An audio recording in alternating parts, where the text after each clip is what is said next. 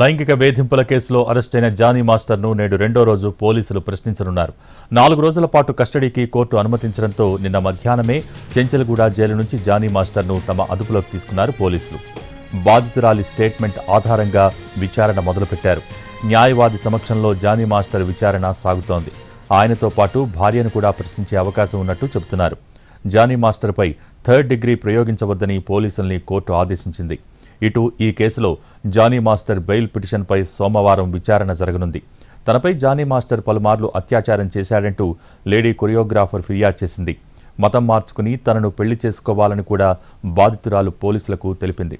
సెట్లో కూడా వేధించాడని ఆరోపించింది.